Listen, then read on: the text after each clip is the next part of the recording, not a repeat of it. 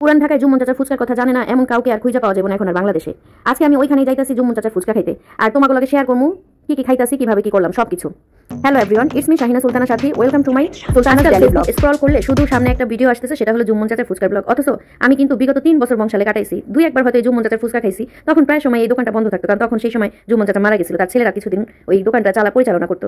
যাই হোক, এখন যেহেতু বের হয়ে গেছি দুপুরে খাওয়া দাওয়ার পর, কিন্তু রাস্তায় যখন যাইতেছি এত সুন্দর ওয়েদার ছিল, সূর্যটা একদম মাথার উপরে লাল আভা হয়ে আছে, মানে এত অপরূপ দৃশ্য আজকাল সচরাচর চোখে দেখা যায় না। অনেকদিন পরে এমন সূর্যটা আমি দেখলাম। হ্যাঁ, আর পথে রাস্তাটা এত সুন্দর, কি বলবো, আপনারাও তো দেখতে পাচ্ছেন যে রাস্তাটা কত সুন্দর। জুম্মন চাচার ফুচকা খাওয়ার জন্য এত দূর থেকে পুরান ঢাকায় আসলাম, কিন্তু আসার পর যে কি হইলো কি বলবো তোমার, কপাল খারাপ হইলে যা হয়, অভাগী যেখানে যায় সেখানেই সবকিছু শুকায় যায়, একটা কথা আছে। মনের মধ্যে খুশি খুশি নিয়ে নামলাম পুরান ঢাকায় আরমানিটোলা তারা মসজিদ দেখতে দেখতে আরমানিটোলায় মহৎটুলি স্কুলের সামনে নামলাম। হায় রে ভাই, কপালটা এত পোড়া, দেখি কি দোকানটা বন্ধ, কেমনটা লাগে। এত দূর থেকে এত কষ্ট করে গেলাম। এই যে আপনারা ফুড ব্লগাররা যারা আছেন, তারা কইলে কি হইতো যে প্রতি বৃহস্পতিবার এই জুম্মন চাচার ফুচকার দোকানটা বন্ধ থাকে, তাইলে তো মানুষের আমার মতো অনেকেই তো আছে দূর দূরান্ত থেকে যাইয়া বিড়ম্বনায় পড়বো। আর সারাদিন এই ফুচকার দোকান খোলা থাকে না, খুলেই হলো 6টার পর থেকে।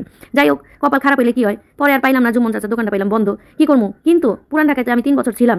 পুরান ঢাকা হলো গিয়ে সব খাবারের জন্য সেরা রাজ্য হলো পুরান ঢাকা। এইখানে এমন খাবার নাই যে যেই খাবারটা মানুষের কাছে অপ্রিয় অখাদ্য লাগে। সব খাবারের টেস্ট এত ভালো এত ভালো এত ভালো, কি বলবো। এখানে প্রায় প্রত্যেকটা দোকানে ফুচকা অসাধারণ। জুম্মন চাচার ফুচকা না পাই আমি চলে গেলাম একটু সামনে মৌলভীবাজারে, যেখানে হাজি বিরিয়ানি আছে, ওইখানে একটা দোকান পাইছি ফুচকার। সেই দোকানের মধ্যে ঢুকে গেছে, দেখেন তার ফুচকার কালারগুলো দেখেন। এই ফুচকা জুম্মন চাচার ফুচকা দুইটা স্বাদ দুই রকম, কিন্তু এই ফুচকার স্বাদও কিন্তু নর্মাল যে ফুচকা খাই তার চেয়ে 1000 গুণ বেশি। ফুচকার চেহারাটা দেখেন যে কত সুন্দর, ফুচকার চেহারাটা দেখছেন, উপর দিয়ে ডিম দেওয়া, ডাবলি দেওয়া, পেঁয়াজ দেওয়া, কাঁচামরিচ দেওয়া, নাগামরিচ দেওয়া। বাইরে আমি যে ভিডিও করতেছি, কথাগুলো দিতেছি, তখন আমার ফুচকাটা দেখা এত ক্রেভিং হইতেছিল খাওয়ার, মুরা জিব্বা দিয়া লোল পড়তেছিল, এরকম হইলো যে অবস্থা। যাই হোক, পরে এই ফুচকাটা কি করবো, ওই ফুচকার দোকান তো বন্ধ হয়ে পাইছি, কপাল খারাপ। এই ফুচকাটা ট্রাই করলাম, ঝাল টক মিষ্টি টক বোরহানি টক দেয়া, এত মজা এত মজা এত মজা। এক প্লেট খাওয়ার পরে আবার আরেক প্লেট নিছি, এইবার নিছি নাগামরিচ দেয়া। বাইরে ভাই এত ঝাল ঝাল এত স্পাইসি, মানে তারপরেও যে ফুচকা লাভার যারা আছে তারা ফুচকা না খায় কিন্তু থাকতে পারে না। আরেকটা কথা বলি, এইখানে ফুচকার দামও কিন্তু তত বেশি না, মাত্র 40 টাকা প্লেট দেখেন। অথচ ডিম দিয়ে দিছে কত, এত এই যুগে ডিমের এত দাম, ডিমের এত দামের মধ্যেও কিন্তু এতগুলা ডিম দিয়ে দিছে হলে যায় ফুচকার মধ্যে খাওয়ার লেগে।